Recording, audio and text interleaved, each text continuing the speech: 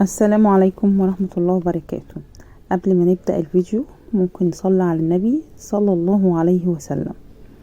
طبعا احنا النهاردة هنكمل بقية الفيديو اللي فات، اللي هي داليا ومالك ومستر سعيد وعلي بيه. طبعا بعد داليا احنا وقفنا عند لما داليا مالك نزل من عندها، وهي قالت لمستر سعيد ممكن تخلي مالك يجيلي. وسعيد نازل مع ابنه وهو بيركب العربية، لقى مالك مبسوط قوي وبيضحك كده ووشه مبتسم. بابا راح سأله: ايه يا مالك بتضحك ليه؟ قال له: يا بابا عشان هشوف ماما داليا وبعدين انا مبسوط قوي بيها. بصله كده سعيد وراح قال له: مين قالك انك انت هتشوفها تاني؟ مالك بخضة كده قال له: يعني ايه يا بابا مش هتخليني اشوفها تاني؟ ده انا ما صدقت افرح، حسيت بوجود ماما. بصله سعيد كده على دموعه بعد ما كان مبسوط الولد وفرحان، لدرجة ان دموع ابنه وصلت لقلبه. بس اكلمه بلا مبالاة كده وقال له: ايه طيب فيها ايه يعني لو ما شفتهاش تاني؟ وبعدين دي اول مرة تشوفها وما قعدتش معاها غير كام ساعة كده، يعني اعتبر نفسك ما شفتهاش قبل كده. ما اقدرش يا بابا، ما بقدرش انسى حضنها. حضن ماما داليا فكرني بوجود ماما الله يرحمها. سعيد فجأة كده مفجوع: انت مين قالك ان مامتك ماتت؟ ماما داليا يا بابا لما اخدتني في حضنها فهمتني ان باباها ومامتها ومامتي ان شاء الله هيكونوا في مكان كويس، في احسن مكان، وكلنا هنروح لهم في يا بابا، وان الدنيا دي مش نهاية ان احنا نشوف الناس اللي احنا بنحبهم وبنعزهم، ولو صبرنا ربنا هيعوضنا على طول. ولما صبرت لقيت ربنا عوضني وعطاني ماما داليا في وقتها وفرحت بيها قوي. سعيد بكل تأثير كده: ايه ده مش كلام طفل، ده كلام راجل كبير. ايه ده الولد ده بيتكلم كده ليه؟ انا اول مرة اشوفه بيتكلم كده. اما اتكلم كده مالك، سعيد اتأثر بكلامه قوي وحزن قوي على ابنه وعلى حزنه على مامته ومش قادر يعمل له حاجة. سعيد بدأ الدموع تنزل تلقائي كده، ما قدرش يبص لمالك عشان مالك ما يشوفوش وهو بيعيط، وبقى يقول في نفسه: بقى العيلة دي قدرت تفهم ابني في دقايق اللي ما قدرتش افهمهوله سنة كاملة بعد موت امه. ومش بس كده، انه كمان يقتنع وما يحزنش بموت امه ويتعلق بيها كل التعلق ده. ليه انا حاسس ان البنت دي فيها حاجة غريبة بس مش عارف ايه هي. داليا قعدت تصلي وتدعي لمامتها وباباها، وهي بتصلي قعدت تدعي: يا حي يا قيوم برحمتك استغيث وارحم مامتي وبابايا يا رب ارحمهم يا رب. واثناء دعائها وهي بتصلي خبط الباب. راحت مسلمة وراحت: ايوه مين؟ قالت لها: افتحي يا بنتي انا خالتك نعيمة. راحت قالت لها: حاضر يا خالتي، عايزة حاجة يا خالتي؟ قالت لها: على فكرة علي بيه عايز يكلمك. قالت لها: حاضر يا خالة، طلع لك حالا اهو. طلعت داليا، راح الحاج علي قال لها: انا ماشي يا بنتي، عاوزة حاجة؟ متشكرة قوي يا علي بيه. مش عاوزك تقولي لي يا علي بيه دي، كنت نفسي تقولي لي يا بابا، بس ما ينفعش احل محل باباكي، بس على الاقل يا بنتي قولي لي يا عمي. انا يا حبيبتي زي باباكي بالظبط، بس قولي لي يا عمي احس ان انتي بنتي برضو. بقولك ايه، انا جهزتلك كل حاجة ممكن تحتاجيها وكل طلباتك هتكون عندك. شوفي ايه انتي محتاجاه وانا اجيبهولك حالا، وفي اي وقت تحتاجي لاي حاجة كلميني من غير تردد. ماشي يا بنتي؟ حاضر يا عمي.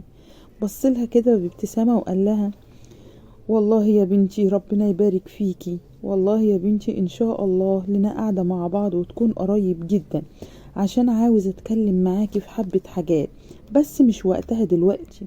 حاضر يا عمي ان شاء الله. ويعدي 10 ايام ويتفاجئ علي باتصال سعيد بيه: اهلا اهلا يا استاذ، لسه فاكرني يا سعيد؟ ليه يا بابا بس انا فاكرك على طول يا بابا. لا يا حبيبي، لسه فاكر ان ليك اب تتصل بيه بعد المدة دي كلها؟ معلش يا بابا، كان في شوية قرارات كده باخدها مع نفسي، وقلت مش هتصل بحضرتك غير لما اقرر. قرارات ايه دي؟ وتقرر في ايه؟ ايه يا ابني؟ قررت ايه بقى وليه وعشان ايه يعني قرارات دي؟ سعيد وهو بياخد نفس عميق قوي: اقرر يا بابا اني موافق على كلام حضرتك. كلامي ايه ده يا حبيبي؟ اني اتجوز داليا بنت عم احمد. علي بفرحة: انت بتتكلم بجد؟ بجد يا سعيد؟ مش هزار ده؟ سعيد بحضن كده: ايوه يا بابا بجد. طيب عشان اصدق اللي انت بتقوله عاوزك تجيلي المكتب دلوقتي. حاضر يا بابا، انا عامة قريب منك وهجيلك على طول. طيب يا ابني حبيبي، ماشي. قفل علي مع سعيد ابنه واتصل على طول بداليا. راحت داليا رد عليه: ايوه يا عمي، ايوه يا بنتي، انت فين دلوقتي؟ قالت له: ازاي حضرتك يا عمي؟ انا لسه دلوقتي هخرج من باب المدرسة واوصل البيت على طول. طيب يا بنتي بقولك ايه، انا عايزك تجيلي المكتب حالا. حاضر يا عمي، هاجي لحضرتك. بقولك لا، خليكي واقفة وانا هبعتلك السواق يجيبك الشركة دلوقتي حالا. ماشي يا بنتي؟ ماشي يا عمي، انا على باب المدرسة اهو.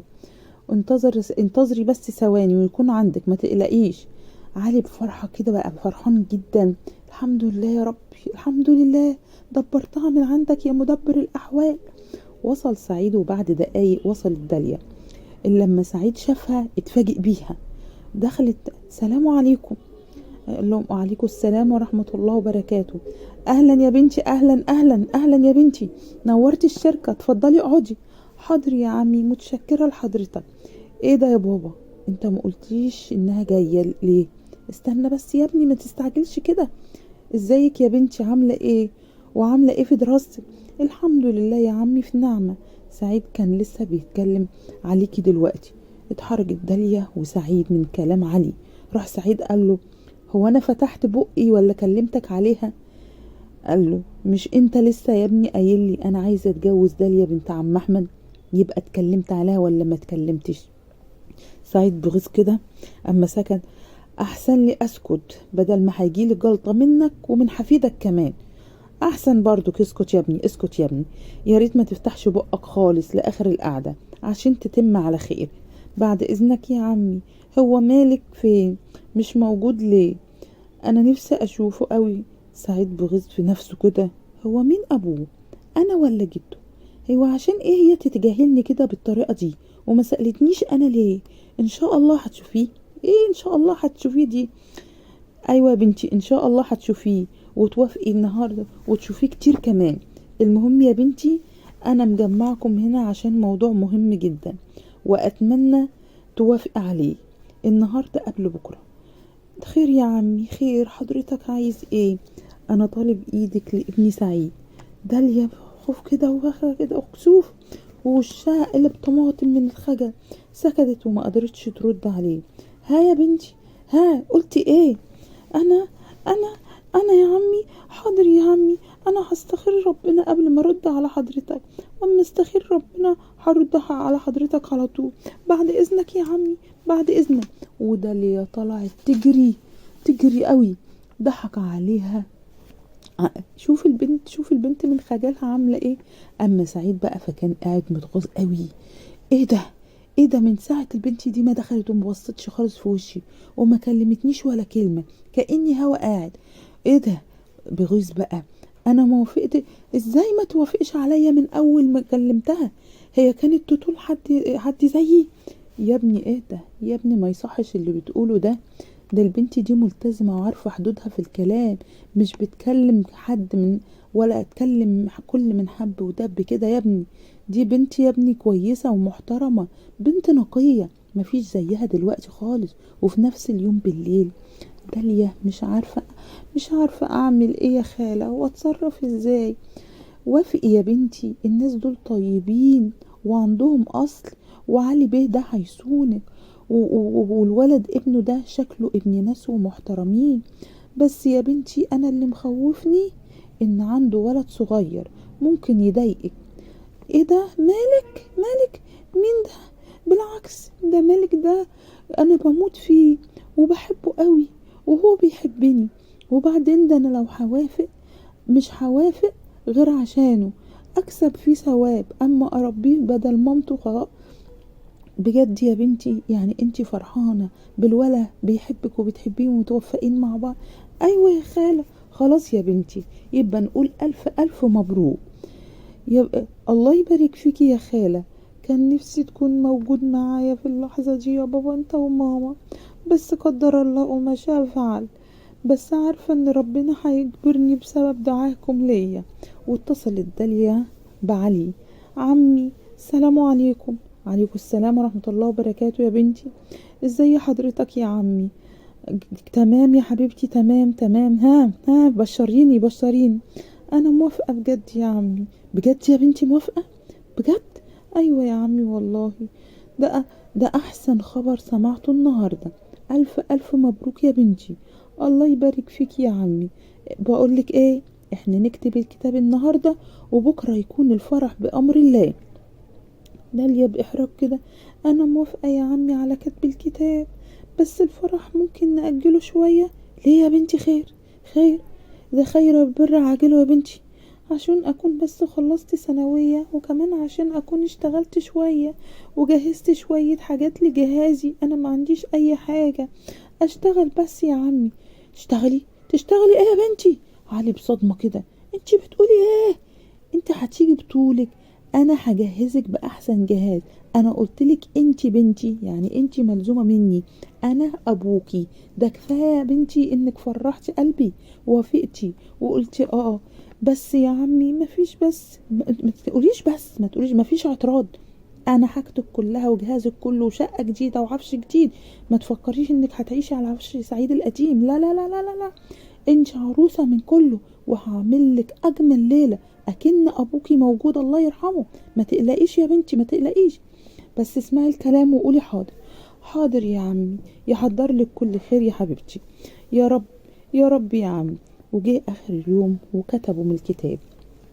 ممالك بقى كان مبسوط قوي قوي قوي قوي. كان مبسوط انبساط. يا يا ماما داليا، انا مبسوط قوي. وانا يا حبيبي مبسوطة. انا مبسوط يا ماما داليا انك بقيتي ماما بحق وحقيقي. وانا مبسوطة اكتر يا حبيبي انك بقيت ابني بحق وحقيقي. ماما داليا وهشوفك على طول يا ماما داليا. ايوه يا حبيبي، انت السبب يا حبيبي اللي خلتني اوافق ان اتجوز باباه. احلى ماما في الدنيا، احلى ملوكة في الدنيا، ابني حبيبي. سعيد كان واقف وسمع الكلام وشايط من كلامها معاه. بابا يا ابني اهدى، افرد بوزك ده وبطل تكشيرتك دي. الا انت تكشيرتك دي هتولع فينا كلنا. يعني يا بابا ما انتش سامع اللي بتقوله؟ بتقول لمالك ايه؟ ايوه يا ابني سمعت. وانت زعلان ليه؟ اوعى تكون غيران من حبها لابنك. سعيد كده باحراج كده. مين انا؟ لا يا روح بابا انا. ربنا يهديك يا ابني، ربنا يهديك. روح بارك لمراتك يا حبيبي وكلمها كلمة حلوة فيه وحببها فيك شوية وقرب منها يا سعيد. سعيد سمع كلام باباه وقرب من داليا، وهي كانت بتترعش لانها عمرها ما سلمت على اي راجل، وفي نفس الوقت مش مصدقة انها بقى لها جوز والمفروض تكلمه وتسلم عليه. سعيد مد ايده لداليا وقال لها الف مبروك يا داليا. اظن دلوقتي بقى هتسلمي لانك بقيتي مراتي. بس ما كملش كلامه، لقى داليا هربت من قدامه وجرت وقالت معلش انا عايزة اروح انام عشان اصحى بدري للمدرسة. اتصدم سعيد من رد فعلها وما ملكش نفسه من الضحك وقال سبحان الله، سبحان مغير الاحوال. بابا قال له ايه ده انت بتضحك؟ ده انت طلعت بتضحك اهو زي الناس العادية. انت بقى خلاص يعني يا ابني بقيت تضحك؟ قال له مين اللي بيضحك ده يا بابا؟ ده تهيألك يا بابا ان بضحك. قال له لا اله الا الله، هو انت بتلحق تتحول يا ابني؟ المهم انزل يلا ووصلها بعربيتك وسيب معاها مالك ابنك يبات معاه. بس يا بابا مفيش بس، الولد فرحان بيها وبكرة بروح خده. ماشي يا بابا حاضر. بات مالك مع داليا، وتاني يوم الباب بيخبط. تفتح داليا تتفاجئ بسعيد، ولا إرادي منها تقفل الباب في وشه على طول. يا نهار ابيض، ايه اللي انا عملته ده؟ ايه اللي انا عملته؟ طلعت تجري تاني على الباب وراحت شجعت وفتحت الباب. معلش يا استاذ سعيد انا اسفة، انا قفلت الباب في وش حضرتك عشان اول مرة اكلم شاب على السلم وانا لوحدي. مسك سعيد نفسه، بس ايه استاذ سعيد اللي بتقولها دي؟ ايه اللي قالته ده؟ وكمان عشان ايه قفلت الباب في وشه؟ وراح قايل لها بجدية عشان بقت مراته ممكن ادخل؟ ممكن ادخل يعني؟ قالت له لا ما تدخلش، ما تدخلش، ما تدخلش. مالك مالك؟ ايه تدخل بسرعة على مالك على طول. لما باباك عايز يدخل هنا يا مالك. وماله يا طنط؟ لا, لا يا حبيبي، لا يا حبيبي، لا لا لا لا. وقفلت في وشه تاني. بقى هيتجنن. قالت ايه اللي انا هببته ده مرة تانية؟ لا ده انا كده نيلت الدنيا، ده انا ليلتي النهاردة مش معدية، ده انا كده طلاقي هيكون دلوقتي. مش عارفة اقول كلمة اراضي بيها، افضل اقفل في وشه كل شوية كل شوية. هو انا اتجننت ولا ايه؟ ندهت على مالك وطلعت بسرعة عشان تعتذر له. لقته بغضب. يلا يا مالك، يلا يا مالك من هنا عشان نمشي من هنا.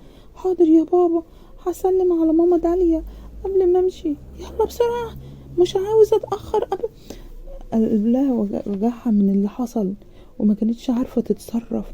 بس ما كانش عنده حل غير انها تدخل وتعيط وتدعي ربنا يا رب دبر لي امري. وهي بتدعي جالها تليفون. ايوه يا بنتي، انا عملت ليكي مفاجأة. خير يا عمي؟ انا نقلتك لمدرسة سعيد الخاصة اللي بيدرس فيها. داليا بفرحة كده. بجد؟ بجد يا عمي؟ بجد؟ متشكرة قوي، متشكرة قوي قوي يا عمي. بفرحة تاني بفرحة كده، بقت مبسوطة. قامت لبست احسن لبس كده للمدرسة بتاعتها ونظمت نفسها وبقى شكلها جميل كده. وتاني يوم رايحة المدرسة وهي في قمة فرحتها، لانها فاكرة ان سعيد هو اللي طلب نقلها لمدرسته وانه سامحها وخلاص. قالت بالسرعة دي سعيد سامحني ونقلني كمان مدرسته. راحت ودخلت الفصل وقعدت في الفصل. دخل سعيد الفصل وراهم. السلام عليكم. ما هو ما كانش يعرف انها جت المدرسة، بابا اللي نقلها من وراه. ده قال له عليكم السلام ورحمة الله وبركاته. يلا يلا يلا لو سمحتم افتحوا من الكتاب صفحة 60 عشان نكمل الدرس بتاعنا. طالب اسمه محمد قال له مش الأول يا مستر ترحب بالطالبة الجديدة؟ ماشي يا محمد. هي فين الطالبة الجديدة دي؟ وهي مين دي اللي عاوزني أرحب بيها؟ وقفت داليا بكل فرحة. أنا يا مستر سعيد. مين داليا؟ محمد. هو حضرتك تعرفها يا مستر سعيد ولا ايه؟ سعيد بإنكار كده. لا لا لا لا، وانا ايه اللي هيعرفني بعيلة من سنكم دي؟ داليا اتفاجئت برد فعله واتضايقت قوي، ضايقت جدا ومسكت دموعها. بعد ما انتهت الحصة خرج سعيد بقى يأنب نفسه. ده ايه اللي عملته معاها ده؟ دي مسكينة ملهاش سند ولا ظهر غيري في الدنيا، المفروض انا اللي اكون ظهرها وسندها، مش انا اللي اقهرها كده. رجع ليها تاني الفصل، بس لما دخل اتفاجئ باللي شافه. لقى محمد زميلها بيقول لها انا محمد ومعجب بيكي من اول ما دخلتي الكلاس هنا. اول ما شافه سعيد بيكلمها كده غار جدا وطلع يجري عليه ومسكه من لبسه. قال له انت ولد قليل الادب، هي حصلت تعاكس مراتي قدامي يا بني ادم انت؟ محمد مفاجئ كده. مراتك؟ ايوه مراتي. عارف لو كلمتها تاني هكسر لك دماغك، اوعى تضايقها تاني، امشي من قدامي بدل ما اعمل في لك استدعاء ولي امر. داليا اتصدمت من غيرته عليها اعترف ان زوجته معقولة دي، بس خافت منه وطلعت تجري. جرت لغاية ما وصلت الجاردن بتاع المدرسة. خوف منه، خايفة يضربها. سعيد جرى وراها. سامحيني يا داليا، سامحيني، ما كانش قصدي على كل مضايقة ضايقتها لك فيها. بس ربنا هو اللي يعلم. من اول ما شفتك وانا حسيت بحاجة جذبتني ليكي، واخلاقك وادبك وتدينك حببني فيك اكتر واكتر. سامحيني يا حبيبتي، بس انا غبي عشان بينت لك عكس اللي انا عاوز اقوله. بس انا مش هنتظر ولا استنى واسيبك لحظة واحدة لاي حد يقلل منك او يضايقك ولا يزعلك. عشان كده هخلي الناس كلها تعرف انك مراتي ومراتي حبيبتي كمان، ومن النهاردة لازم نحدد ميعاد جوازنا. سكتت داليا كده من المفاجأة. ايه سكت ليه يا داليا؟ سكتة ليه؟ وهي بتعيط. انت حبيبتي وانا حبيبك، انت مراتي حبيبتي، انت زوجتي الغالية. وفعلا اتعمل لهم الفرح بعد كام يوم كده، وتمر سنة بحالها. تخلص داليا من دراسة الثانوية وتدخل داليا الكلية، وفي ايديها مالك ومعاه سعيد وشايل بيبي صغير، فرحان بيه جدا وبالبيبي وبمالك. مالك مبسوط قوي ان اخوه الصغير. والحاج علي كان في قمة سعادته لان عاش معاهم في الفيلا بتاعتهم. وبعد ما كان ما بيروحش لابنه وابنه ما بيشوفوش الا كل مدة، وما يعرفش ولاد ابنه ولا مرات ابنه، لا بقت مرات ابنه دي بقت كل حياته ونورت حياته وخلت الدنيا جميلة بتدينها وأدبها وأخلاقها. وكانت بتراعي ربنا في مالك، وبتراعي ربنا في حماها، وبتراعي ربنا في جوزها، وبتراعي ربنا في كل أعمالها وأقوالها وأفعالها. طبعا يا جماعة أهم حاجة إن احنا نخاف من ربنا، وإن احنا نعمل لآخرتنا قبل دنيتنا. دمتم في رعاية الله وأمنه، والسلام عليكم ورحمة الله وبركاته. ولو عجبكم الفيديو اعملوا إعجاب، ولو سمحتم شوفوا لي الآخر. السلام عليكم ورحمة الله وبركاته.